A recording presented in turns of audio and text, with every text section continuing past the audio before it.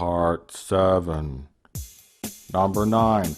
George Lucas ruins the lightsaber and the Force all in one scene. Now all you geeks love the lightsaber, but the question is why? Well, a lightsaber is an otherworldly device. It's pure fictional awesomeness. It can cut through anything. Even my ex-wife. Lightsabers also transform the Jedi into a kind of superhero. It's just a neat weapon. I mean, everyone wants one, and everyone wants to film themselves with one. So much it's gotten kind of annoying. However, like anything that's cool, if it's used too much, it becomes boring. Except for cocaine. Luke used his lightsaber pretty sparingly, but when he took it out, you knew he meant business. That was probably because they didn't feel like doing the special effect for it so much. So again, the limitations made it cooler. But now in the prequels, things got out of hand. Maybe George didn't really know how to create and develop engaging sequences without having someone flash out the lightsaber. It's the very first thing that happens in episode 1. We can't go 5 minutes without them taking out the lightsaber. They do it when they hear a noise, for Christ's sake. Could have just been some kind of industrial accident that happened in the cargo bay. Don't you guys feel like fools now? Almost every scene requires the use of a lightsaber. Now I know they're Jedi and all, but I just kind of equate this to dangling a shiny object in front of a cat. You gotta try to keep the audience interested in the scene if it's not working, or if you don't know how to make it work. I actually like the scene the best where they all try not to get eaten by the monsters in the arena, because we see them doing things without the fucking lightsaber. It adds some tension. But then we can't go, oh, no, don't give it, oh. Now they got him again. Then them kids got him. This guy, robot guy's got him. You can't go too long without seeing a lightsaber. Lightsabers. Everyone's got a lightsaber. What's lightsaber? Lightsaber. Oh, it's you. But then my annoyance with the lightsaber goes even further than its overuse. It eventually becomes impractical in its own universe. Now you gotta really stop and think about this for a few minutes. Now the only reason why they had lightsabers from the beginning was because knights of the olden days had swords. It was kind of in the same way Star Wars was basically just like World War II in space. So Jedi Knights were like space knights. It's just a gimmick. The problem is that a sword is made for a 6-foot-tall humanoid. But when you establish a multiracial Jedi Order that all use the same universal weapon, it becomes impractical. Each Jedi should really have their own unique weapons suited for them personally. For example, that one guy that looks like a squid, with all them tentacles swinging about. A lightsaber could really pose serious injury to his head. Be careful. And then of course Yoda. He shouldn't have had any lightsaber at all. But, despite all his wisdom and knowledge, Yoda eventually has to take out a tiny baby-sized lightsaber and fight a guy 3 times as tall as he is who has a much bigger lightsaber. My problem with this is that Yoda has a handicap based on his physical limitations, when his character should be above that sort of thing.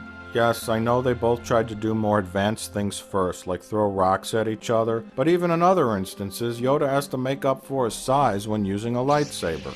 One time he throws a lightsaber at a dude because he can't reach him. He's gotta jump all the time. It must be tiring. Size matters not. Oh, I'm sorry, Yoda, it does. It does if you use a lightsaber. All your wise sayings have been ruined in the prequels. I'm so sorry. My point is, if you can match your opponent's skills with the Force, you'd then better also be physically strong too. And this goes against everything that the Force is about. You see, Yoda was so magical and interesting because you didn't expect this little tiny creature to be a Jedi Master. Jedi Master? We all had a preconception that a great warrior would be someone physically strong and intimidating. I'm looking for a great warrior. By making Yoda a little guy, they were illustrating that the Force is something beyond the physical. But by showing Yoda fight with the lightsaber, it ruins all that because it takes that concept and those rules and throws it in the dumpster. Right next to Bambi. You see, I'm not even sure if Lucas actually understands Star Wars, or anything that happened in The Empire Strikes Back. We've seen him, but we've never actually seen him fight. This will be the first time we actually see him pull out that little laser sword of his and go to town. Yeah. So that's something that everybody's waiting for. He just kind of seems like a retard that wants to see neat things happen with this computer. I don't know if he understood what made Yoda magical. and how making Yoda fight contradicts the entire mythology of the movie. More dumb kids. One of the greatest things about the original trilogy was that we never saw any children. I think one might have ran by the camera in Empire, but really no kids were involved at all. No irritating child actors, no cringe-inducing line delivery by kids that are obviously the children of the producers. None of that crap. But now we gotta see more kids. It's almost like Lucas thought he needed to have kids in the movie for kids to want to buy things from the movie. Like they would all want to be little Jedis themselves, just like in this scene. Imaginations work differently than that. Kids would want to play as Han Solo or Luke Skywalker, or want to be Lando blowing up the Death Star. No one ever wanted to be Gorban Zuma. Because someone erased it from the archive memory. Or that twerp. But we're forced to sit through another shitty scene that makes no sense. This one's bad enough because it's got 30 kids in it, but it's always bothered me for a lot of other reasons. Okay, so the scene is Obi-Wan seeks Yoda's help in finding Kamino, because it ain't in the records.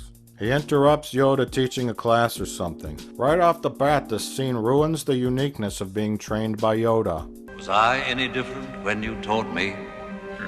Also, I was always under the impression that the Jedi constructed their own lightsaber as a kind of rite of passage. Are these like training lightsabers? Maybe they get to use the ones from the adults who died before they can make their own. That was listed in the brochure that the parents read called, "So You Want Your Child to Become a Jedi." Also, the point of this scene is that a child was supposed to propose the idea that someone deleted the planet from the archives. Because someone erased it from the archive memory. Wait, that was the best take you got from him? This was an idea that Obi-Wan hadn't considered, and it came from a fertile young mind. So basic movie-making logic suggests that you construct this scene where a handful of perhaps slightly older students are being taught meditation techniques to sharpen their thought process. That's when one comes up with the new, simple approach.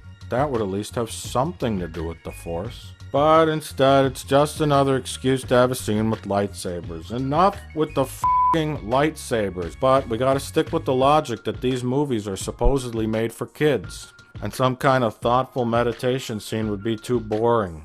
If we got a scene where all these children hold lightsabers, the kids will love it. After all, these are just simple movies made for kids and not adults at all. Which is why they have assassination attempts, sexual innuendo, decapitations, kidnap, torture, and suggested rape, hookers, boring political dialogue, forced amputations, drug dealing, mass murder.